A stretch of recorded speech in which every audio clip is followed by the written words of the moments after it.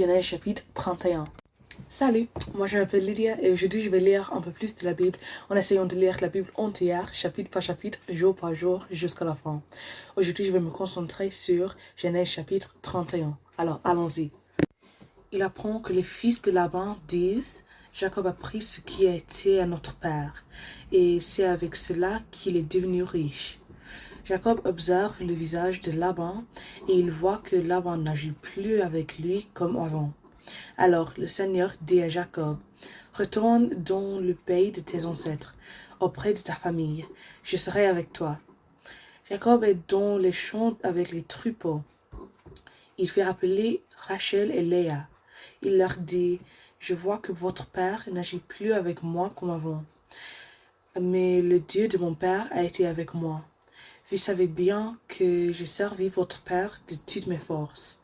Pourtant, il m'a trompé en changeant 10 fois mon salaire. Mais Dieu ne l'a pas laissé me faire du mal. Quand votre père disait, les bêtes qui ont de petites taches, voilà ton salaire, toutes les mères faisaient des petits avec des taches. Quand il disait, les bêtes qui ont des raies, voilà ton salaire, toutes les mères faisaient des petits avec des raies. Dieu a enlevé son troupeau à votre père et il me l'a donné. Au moment où les bêtes s'accuplent, j'ai vu ceci dans un rêve.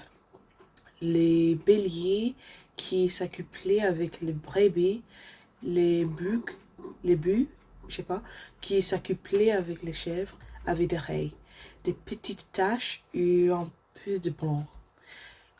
Dans un rêve, l'ange de Dieu m'a dit, « Jacob. » J'ai répondu, « Oui, j'écoute. » Il a continué en disant, « Regarde, tous les béliers qui s'accouplent avec les brebis, tous les bucs qui s'accouplent avec les chèvres, tous ont des raies, des petites taches et un peu de blanc.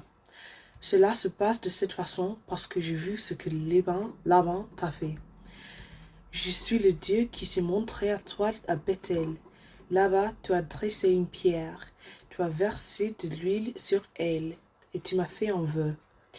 Maintenant, mets-toi en route, quitte ce pays et retourne dans le pays de ta famille. » Rachel et Léa répondent à Jacob, « Nous n'avons plus de part d'héritage dans la maison de notre père.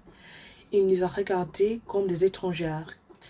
En effet, il nous a vendus et il a même dépensé l'argent que nous devions recevoir.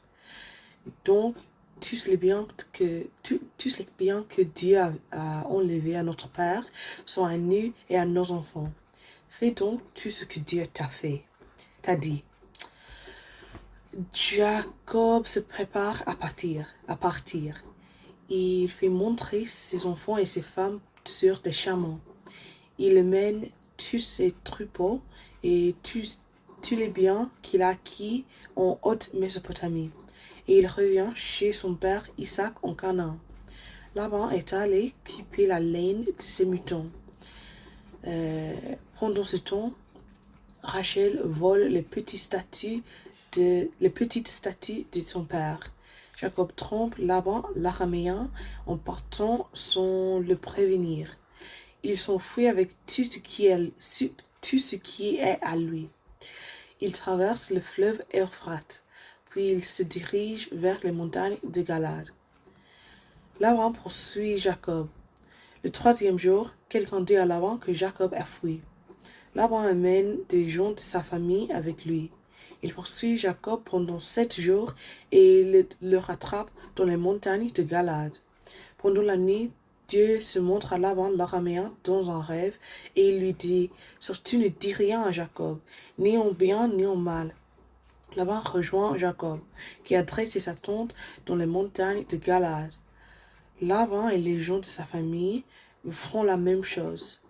Laban demande à Jacob, « Qu'est-ce que tu as fait? Tu m'as trompé en emmenant mes filles comme des prisonnières de guerre. Tu es parti en cachette. Tu m'as trompé et tu ne m'as pas prévenu. Pourquoi donc? Je t'aurais laissé partir dans la joie, avec des chants accompagnés du tambourin et de la guitare. tu ne m'as pas laissé embrasser mes filles et mes petits-enfants. Vraiment, tu as agi comme un feu.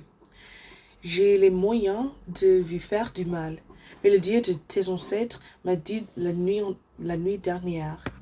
Surtout ne dis rien à Jacob, ni en bien ni en mal. Bon, maintenant tu es parti parce que tu étais pressé de rentrer chez ton père. Mais pourquoi est-ce que tu m'as volé mes dieux? Jacob répond à Laban. Parce que j'ai eu peur et je me suis dit, il va m'enlever ses filles. Mais si tu trouves tes dieux chez quelqu'un, cette personne mourra.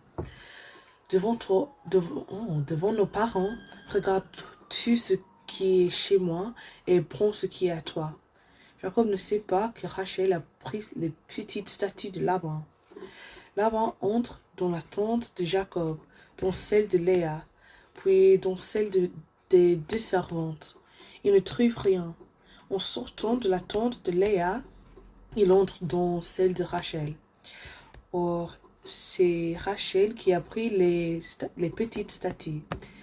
Elle les a mises dans une selle de chameau et elle s'est assise dessus. Laban cherche dans toute la tente et il ne trouve rien.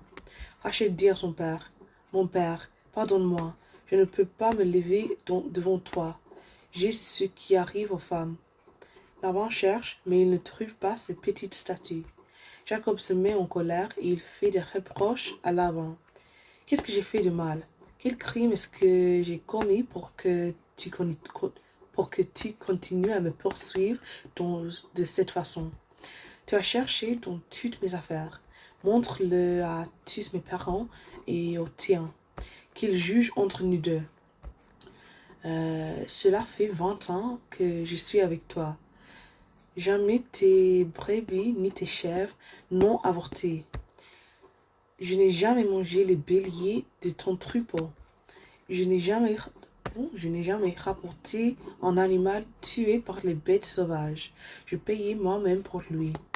Les animaux volés pendant le jour et pendant la nuit, tu me les réclamais.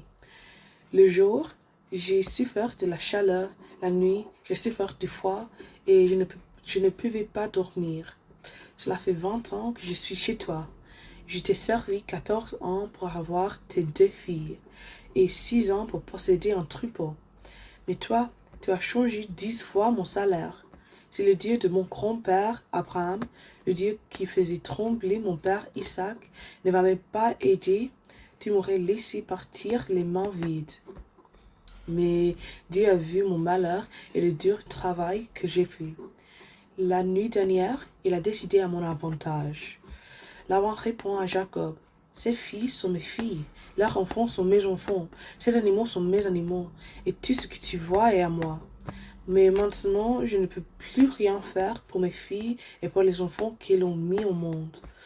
Allons, il est temps de passer un accord entre nous. Il faut un témoin entre toi et moi. » Alors Jacob prend une pierre et il la dresse. Il dit à ceux de sa famille, « Ramassez des pierres. » Ils prennent des pierres et ils en font un tas. Puis ils mangent sur ce tas. Dans sa langue, Laban appelle cet endroit Yegar Saïdata, je sais pas. Et Jacob l'appelle Galed. Laban dit, aujourd'hui ce tas est un témoin entre toi et moi. C'est pourquoi on l'appelle Galed, c'est-à-dire tas du témoin. On l'appelle aussi Mispa, c'est-à-dire poste de surveillance. En effet, Laban dit encore que le Seigneur nous servait quand nous serons trop loin pour nous voir. Si tu fais souffrir mes filles, si tu prends d'autres femmes, fais bien attention. Ce n'est pas un homme qui est témoin entre nous, c'est Dieu lui-même. Laban dit encore à Jacob, « Regarde ce tas de pierres que j'ai placé entre nous. Regarde cette pierre dressée. Ce tas et cette pierre sont pour nous des témoins. Moi, je jure de ne pas dépasser ce tas dans ta direction pour faire le mal. Toi non plus, tu ne dois pas le dépasser dans ma direction. Que Dieu d'Abraham et le Dieu de Nahor soit juge entre nous. Jacob fait un serment par le Dieu qui a fait trembler son père Isaac. Jacob offre un sacrifice sur la montagne. Il invite ses parents au repas. Il mange et passe la nuit sur la montagne. Alors, merci de m'avoir écouté aujourd'hui et de lire la Bible avec moi et de supporter mon accent, ma prononciation, ma vitesse et mes erreurs. Oui. J'espère vous voir demain et que Dieu vous bénisse beaucoup aujourd'hui et demain. Salut!